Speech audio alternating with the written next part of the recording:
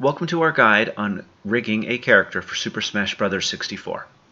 Today, we're going to focus on taking the model we have worked on creating in the past videos and getting it rig ready so we can import it into the ROM. There's two things I want to note before we move forward. One, this is a Blender tutorial specifically because that's the application I use. If you want to use an application such as Maya, I recommend looking at the Ranger's video on said topic. He had been one of the first to generate a tutorial, and it was one of the reasons that inspired me to make my series. So I'm putting a link in the description. Please check out his video if you plan on using software such as Maya. The next step to discuss is the models themselves. The models I'm using are ones that I received from Halofactory of Smash Discord.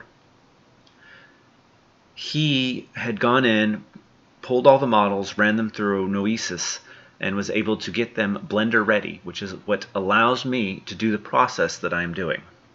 A lot of what I learned about this process did come from Halofactory and the Ranger, so I give both of them a lot of kudos and thanks for said abilities. In prior videos, we talked about finding our model, getting it ready for rigging, looking at textures, and today we're finally going to rig said model. Right now, as you see here, I have Brian in my editor.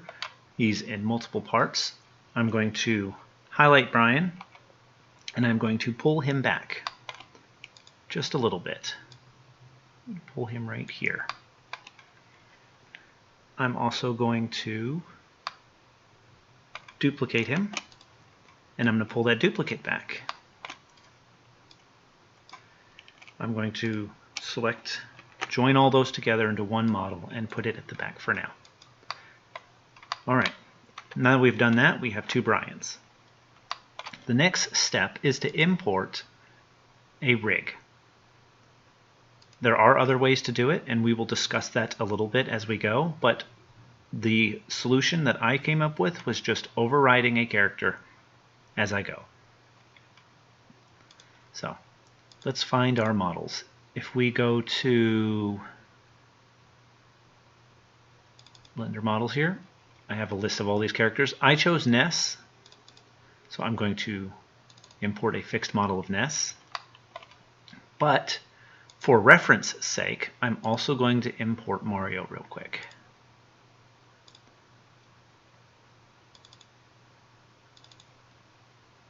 Oh, wrong Mario model.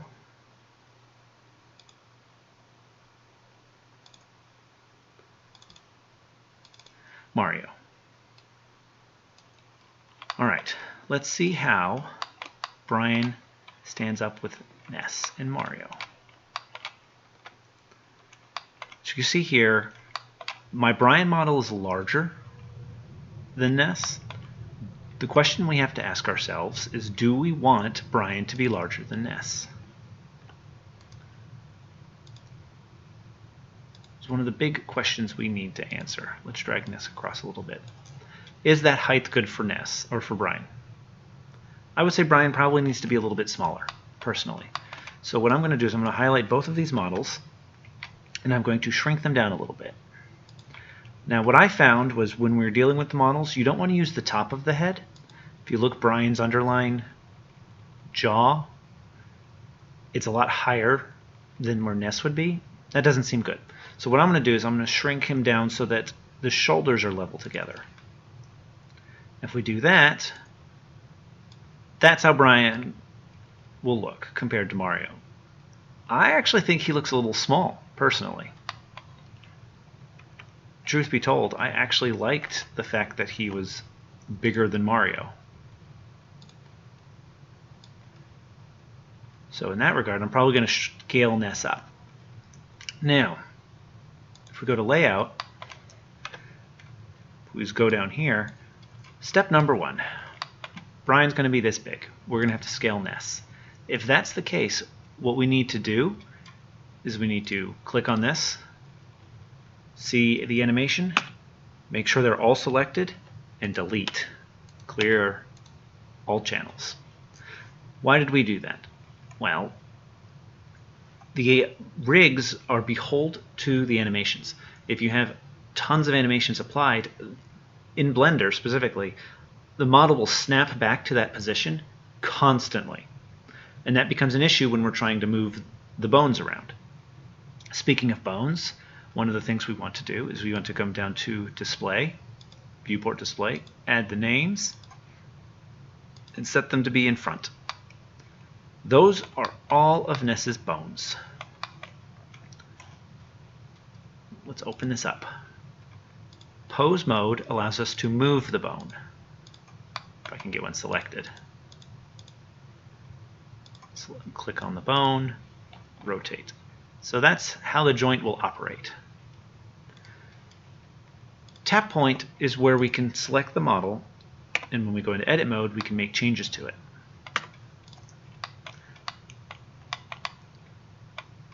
Now, to do what we're going to do, we're going to have to first take Brian. Actually, what we're going to want to do is we're going to make Ness larger. Highlight Ness. Let's scale it. Hit tab, see that it actually does that. Alrighty, Ness, we're going to scale you up to where Brian is. That looks about level to me. We'll make adjustments as we go. Alright, good. Next step. Let's take a look at what we have here. Let's understand this model for a little bit. If we look here, we see tons of bones. Looks like we go up to 26 bones. Yes, it looks like we go up to 26 bones. Each of these bones control a different part of the model. As you can see here, this controls the arm. If we click on this one right here, that controls the torso. This one controls the upper leg, controls the lower leg. 13 doesn't look to be attached to anything. That's probably his bat bone. That's for model replacing. There we go. You will see there are some duplicates. Don't do anything with the duplicates. Just leave them alone.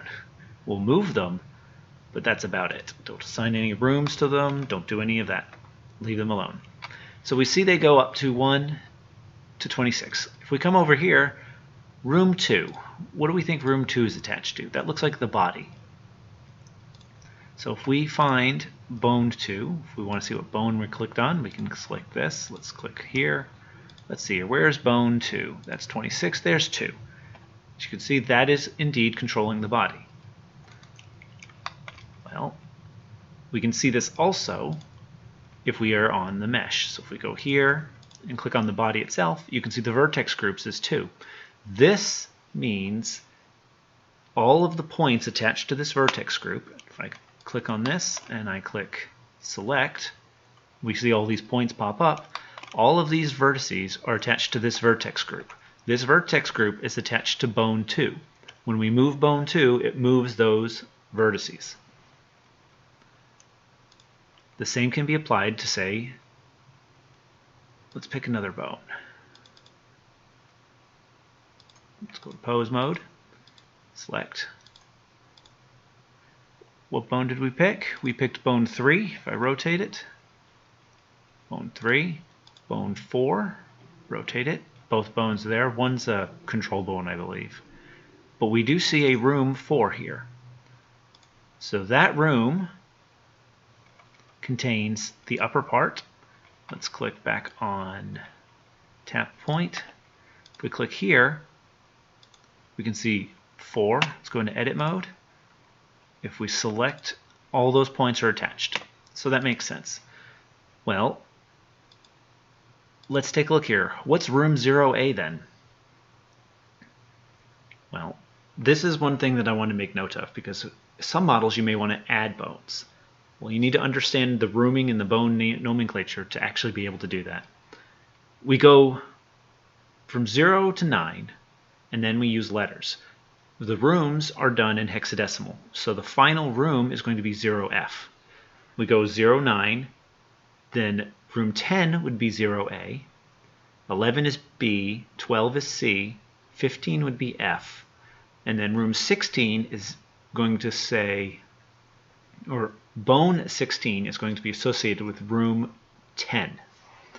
If we go right here and look, see how it's down here on the leg? Well, the bone 10 is nowhere near here. But you know what bone I do see? Bone 16. So each bone is now associated to the hexadecimal room. It's one of the reasons why we can see 26 bones, but reality is rooms only go up to 19. If we add a bone, say we add bone 26, we need to make sure that the room that we create matches that name. I'll display a hexadecimal chart here. That way you can sort of see what I'm talking about.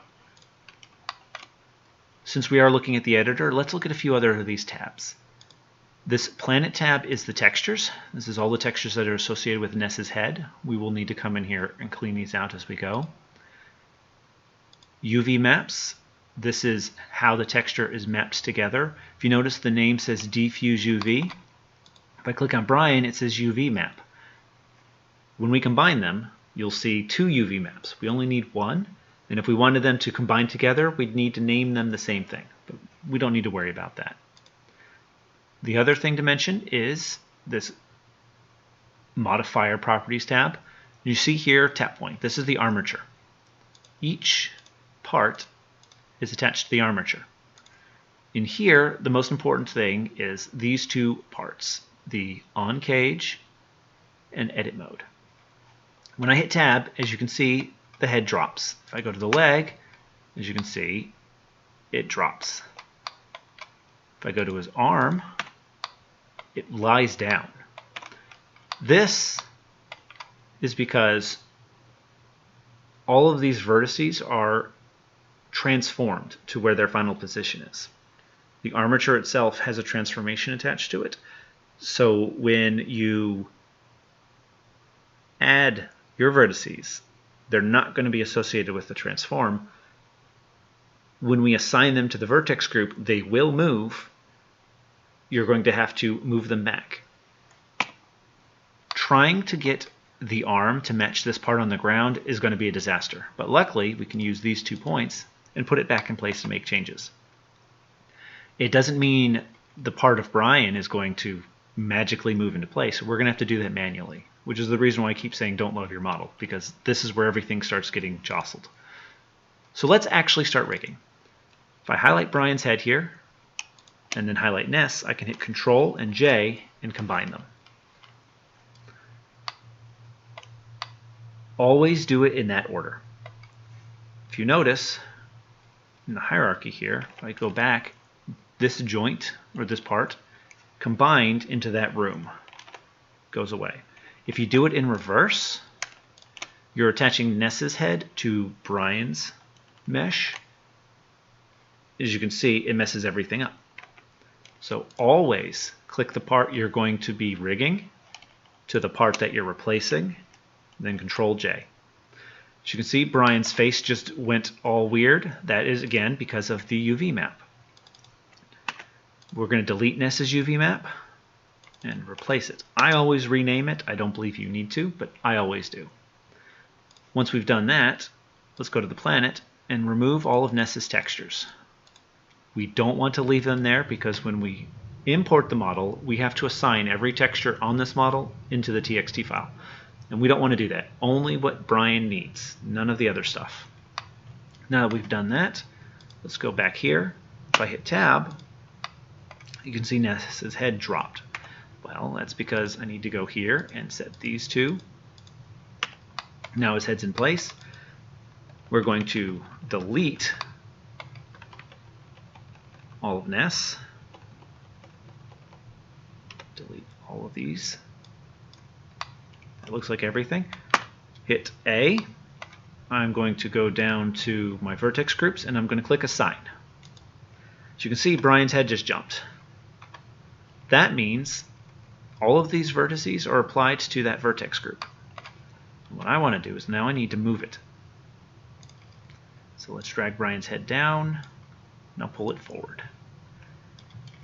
This is one of the reasons why I have that model in the background.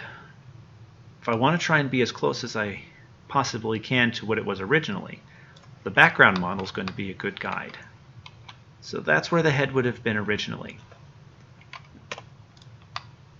So now we have Brian's head on Ness's body, which is always weird. Let's go to pose mode. Let's go to the neck bone. I'll grab it. If I rotate it, as you can see, now Brian's head moves as needed. The question is, do I like that? Looks like it is in the middle. Yep, I can live with that. Let's go back to tap point. And now comes the process of repetition.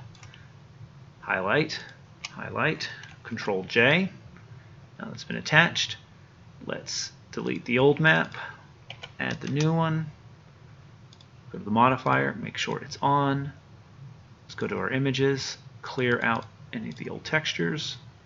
Now we've done that. Come in here. We need to delete everything associated with Ness. Oh, looks like we missed one.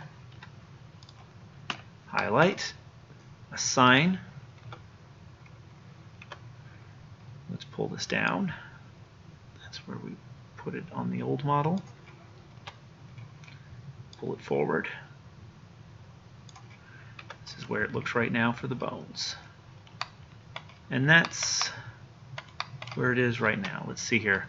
It looks like it's too far forward. If you notice where the bones are here, that's way too far forward.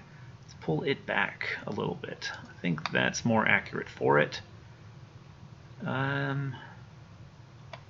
looks good for Brian's head as well. There we go. We're on our way. Now we need to repeat that with all the other ones. I'm going to do one more because, again, this is just repeating the same process over and over again. I want to focus a little bit on his arms. We'll do his upper arm. Notice how all these are one object. Can't do that. Let's go in. We'll hit P, separate that part out. This part's now out.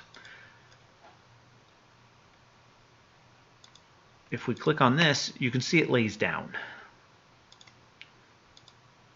That's very different from the other one, which would just jump up and down. So if I combine these together, go in, let's delete the map.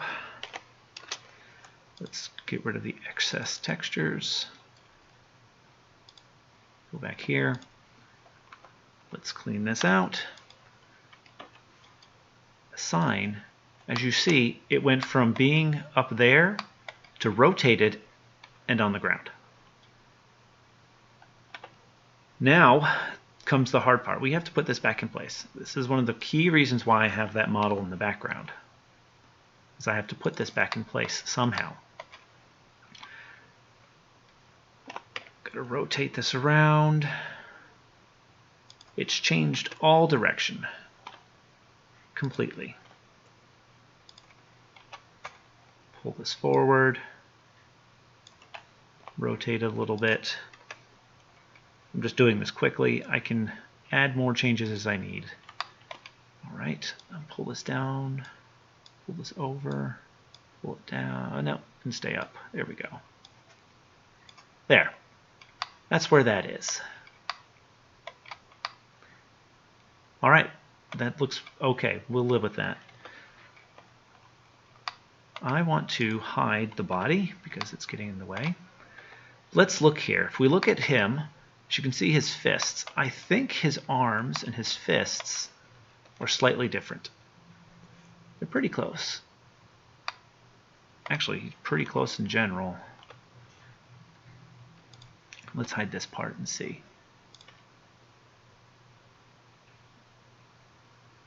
Yeah, some of the bones are off. Like these bits right here look off.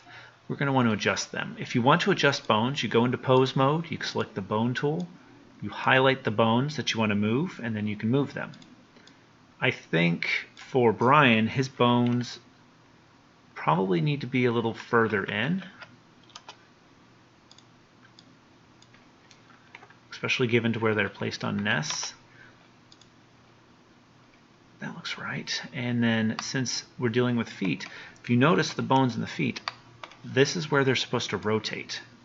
If I rotate them, you can see that's how they rotate. If I want them to be more at the top of the foot, not there in the middle, then you need to put them where you want them. For him, if you can see here, his feet are huge. But I think they need to go up. to about right there. Now the meshes did move, but that's because they're associated with the bone. What we have to do then is come in here, since we're just trying to keep them visible. All right, pull those back down. Pull them up a little bit. There we go. All right, so now we've moved the bone. When I attach the feet, it will come over. Okay. So what I'm going to do is I'm going to finish this model, and then I'm going to come back, and we're going to talk about exporting. Exporting the model has a few little caveats that we need to discuss. So I'll be right back. I'm now back. What I've done is I've gone in and I finished rigging all of Brian to Ness's original rig. As you can see here, I've adjusted the bones as well, moved them around, and if we want to see some of them move, remember we need to click on Pose and the bone, and we can select said bone and we can rotate it. Maybe not number 26 or 13. Here we go. Whack, whack, whack. So that is all good. Now that we've done that, we want to export the model. So what we'll do is we'll go to File. You're going to export the model as an FBX. Some things to note. All the textures we created need to live in the exact same location as the model. So wherever you're saving your model, the textures need to be in the same folder themselves. They need to be on the same hierarchy. All these textures live at the exact same root location as the model. No subfolders, no directions to other folders. They have to live with the model. Next thing, when you export it as an FBX, you want to come over to the side and you want to turn off animations, because for one, we are overriding Ness technically, and I have seen experience where I did not turn off the animations and then the armature itself deformed because I moved the bones, and that became an issue when it came to trying to animate. So turn off animations. Next, you want to click on Armature here, and you want to turn off Add Leaf Bones. This right here can be very frustrating to deal with, because what happens is every time you save it, it will add extra bones to the model, and they're usually like 26_end. I'll show you. If we have it on and we export the model, we're going to export him as Brian High Poly 1. If I import that model that I just exported, put him there. Notice how on the model we have this thing called end. 6end, 8end, 18end. This happens every time it adds leaf bones. The model will import with said bones, but the problem that I ran into was, right now the model that we have for Brian is 464. As we add leaf bones, such as now, it's now gone up to 465. There's no distinguishable difference between the models other than these bones. And the more you save it and export it like this, export, import, the more leaf bones are going to get added. And I've seen this simple model jump up to about 2 or 3 megabytes. Again, it imports into Smash fine, but what ends up happening is it slows down the entire import process immensely. And that's an issue. So make sure what you do